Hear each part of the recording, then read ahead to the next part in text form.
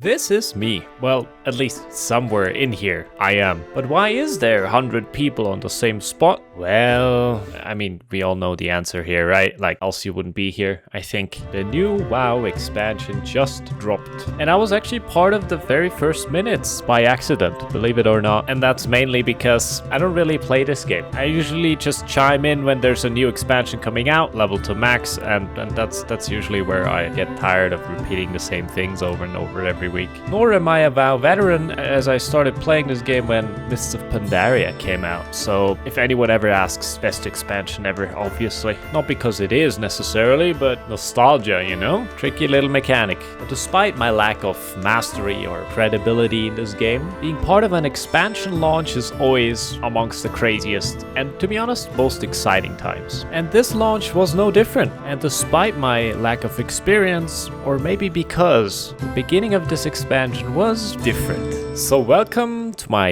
Dragonflight journey. So, here I was. This is about half an hour from the launch away, and there's already 30 other people waiting IRL to wait in-game. Aren't video games beautiful? Anyway, so why even are we here? The main reason is this guy. So essentially, he went rock climbing. Funny. Once at the peak, he then closed the door. Closing said door turns the lights on. This sends the guy flying, and he's then falling like a rock. Funny. But wouldn't you know, the good guys always win. Out of nowhere, a dragon appears, catches the guy, and yay, well, now we have to go to the Dragon Isles for some reason. To be honest, I to this day don't even know why. I'm gonna take a big gamble here, and I might just say the lore is not the main reason why people play this game. But who knows? I might very well be wrong. I can only speak for myself when I say I couldn't care less for the lore as long as the game is good. This might even mean that I will go to a random island just cause a stone fell to the ground. But I digress. We've covered why the in-game me is here, but why is the real me here? As mentioned before, I was actually merely an accident because I can read. Surprisingly, 12 AM and 12 PM are two different things. Who would have thought? And that happy little accident changed my evening plans entirely, and coincidental has fucked up my sleep schedule ever since. Now there we are, the most elite of gamers possible, but everyone has to wait before they can press their buttons to get that dopamine, right? And that's a state that not everyone here seems to be familiar with. And suddenly people engage in conversation, in true gamer fashion of course, but somehow discussing spinning characters seems to be very interesting, which still seems too advanced for some people. So I'd rather went and found myself some new friends. These guys seem pretty chill, definitely a change of scenery compared to what's happening a bit behind me. That was until out of nowhere a boat appears. My immersion, come on Blizzard, what the fuck? Same boat then evacuates its people for some reason, no idea what that was. Then departs crashing into another boat and doing that same trick once more, only leaving me behind with a certain confusion. I'm glad I came back to this game. Back with my fellow elite gamers, I see that there is still conversation happening, but guess owning a fancy drake in this game somehow correlates with being unable to have a human conversation. Not too surprising actually. But eventually the XP bar was turned on, which definitely excited the masses, and we were all allowed to pick up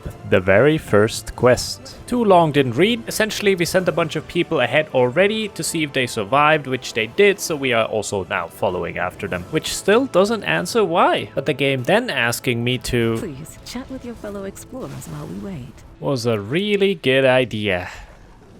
A seemingly endless advertiser-unfriendly time later, we do get to board the ship though. Some people just can't hold it in, are prematurely boarding. Iconic amongst gamers, I think. And we do as we're told and enter something that looks kinda like a cage. Nice metaphor for this game. Good job, Blizzard. Couldn't have said it any better myself. And after some, I'm pretty sure, very crucial dialogue that I sadly missed, we are taking off into what many hope will be a brighter future. Welcome to Mists of Pandaria. I wish. Now this is actually the bright future I was talking about. A loading screen with a point where we start, a point where we are supposed to be going, and yeah, that's it. That's the game now, because we were stuck in here for 2 fucking minutes. Until finally, we ended up here. See, the thing is, I don't play this game a lot, so I wasn't instantly recognizing what place that was, but after looking around a bit, things looked a bit familiar. At first I thought everyone else was, happy to finally be at the new content. This is just a weird way to enter it. How would I know? And everyone already knows where to go. This is why everyone's flying off. But my suspicion was then confirmed once opening the map. We never went anywhere. Exciting start to the expansion so far. Loving it. But you know what? Please, chat with your fellow explorers while we wait. It's back to the main content. Maybe the true new expansion is the friends we made along the path. Either way, turns out we will not be taking the first Zeppelin, so let's try this one instead. I took the scenic approach this time outside of the cage. Here I actually almost fell off, which is maybe further proof to how little I play this game. Thank God I'm a druid, as I think no other class would have been able to get back on here. And with that, we're back to the main gameplay. Starting point, end point, but wouldn't you know, this time the game seems to figure out the path. And this time we actually make it. We seem to have obviously lost a few people along the way, but it's a roleplay game and we are on an expedition into new land, so it's part of the game, I'm sure. We then listen to some more conversation of some guy, I don't know who he is or why he's talking, and as you can see underneath me, premature deboarding is also a thing, also very common, so I quickly join the masses and welcome to the Dragon Isles, adventurers. Also, This will be the adventure of a lifetime. if this statement is true, only time will tell. Meanwhile, me and 100 other people are charging one quest giver. Guy must feel like a celebrity. Also, telling everyone the same story over and over must also be super fun. Too long didn't read. Now this is where the real fun begins. The first 3 main story quests. Here we essentially do the dirty work for others to get dopamine points. We collect those in that bar at the bottom. So for one of these guys, we have to find 3 fellow adventurers who sadly got stuck, as he can't do it because, well, he's busy giving out quests, I guess. The other one needs dragon scales, as they are by nature fire resistant. And the last one nearly wants us to kill a bunch of those pesky dragons because they're growing too big in numbers. Are we really the good guys doing this, coming to an unknown island and just starting murdering everything along our path? I'm not so sure. But as it is in these games, whatever gives dopamine points. So what follows now is that I compete with 100 other people for dragon kills. So naturally, I rather went to those guys, bought the fishing skill, and got to, well, let's call it work.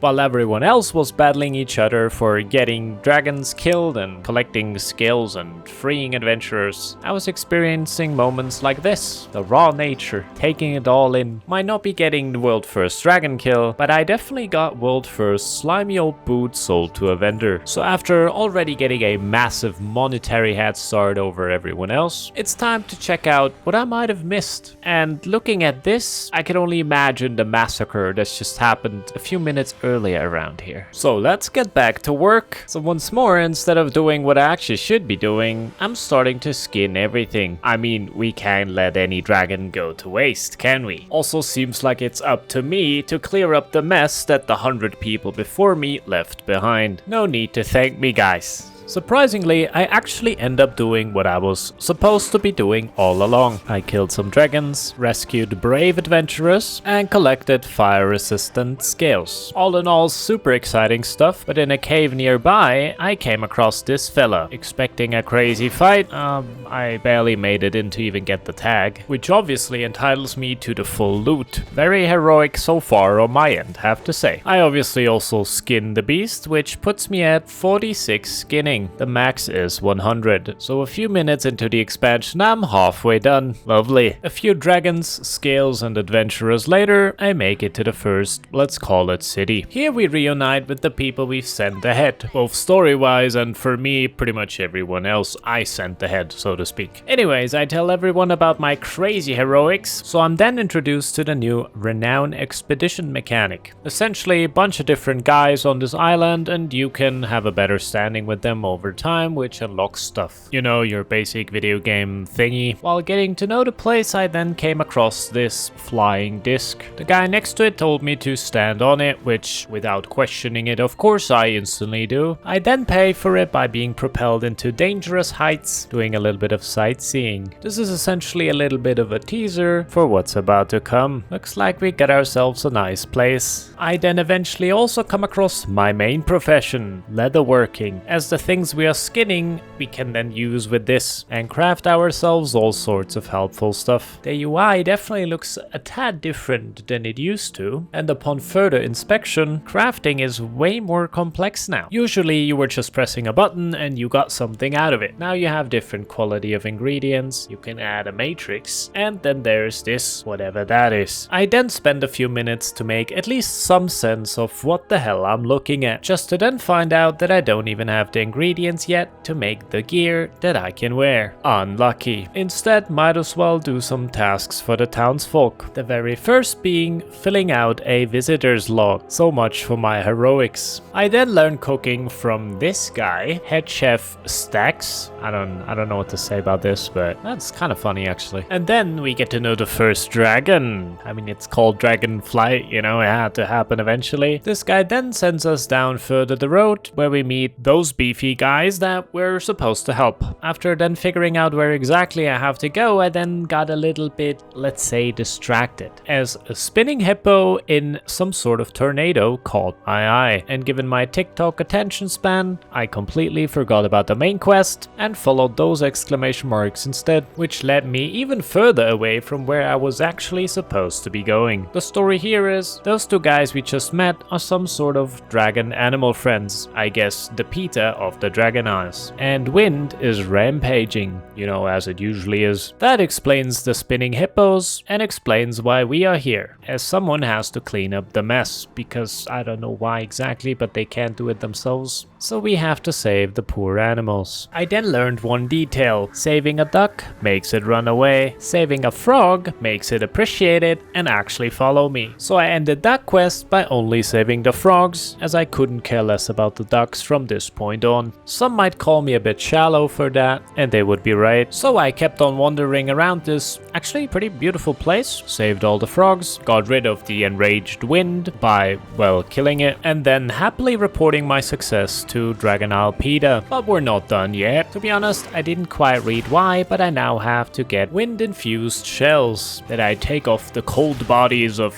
well, the orange outlined guys. That's kind of how you do quests in World of Warcraft, to be honest. Maybe I'll read the quest text a bit more from here on forth. That's when I came across another poor animal in need, a bubbled duckling. I know, I said something about not saving ducks earlier, but the offer it made was just too lucrative. If anything, we have now successfully established my shallowness. I mean, everyone has a price. Mine just doesn't seem to be too high. That's good to know, I guess. Anyways, back to work. Now with my newfound friend by my side, we make our way through a little bit of a labyrinth type minigame up to a little bit of a boss fight, which at this stage of the game is neither boss nor fight, which made me even more excited seeing another one of these little stars on my map. As like that giant frog in the cave earlier, those are special encounters with special loot, and supposedly a bit harder. The hardest part for this one though was actually finding it, as I struggled quite severely to even figure out the right path, as my first attempt ended at this cliff. My second and not yet my brightest attempt ended at basic terrain. Shocking that you can't climb that. Fine, guess I'll take the scenic route, which eventually leads me to this underwater entrance to a big cave. To be honest, I don't know if that is even the main entrance, but well, given the fact I'm a druid and I can also be a water animal, I don't really care. What I do care about is that a little further up, we were actually at the right location. As I was still in combat from my way up here, I quickly dealt with this guy, which once more almost made me miss the actual boss fight, and once again, without actually doing anything, I get all the loot. I'm quite talented at that so far, I have to say. I was then rewarded with a wand that upon usage polymorphs me into a sheep for 10 seconds, and that's that. That's definitely worth the struggle to even get here to begin with. Well, given the fact that I now know the actual way out of here, the duckling and I are taking off. Off to the Dragon Pita, that is. I report my heroics once more, and I also hand over the duckling, which is then floating off and around. Guess that's where it lives now. Also, wouldn't you know, handing in the last quest of these guys makes me level up.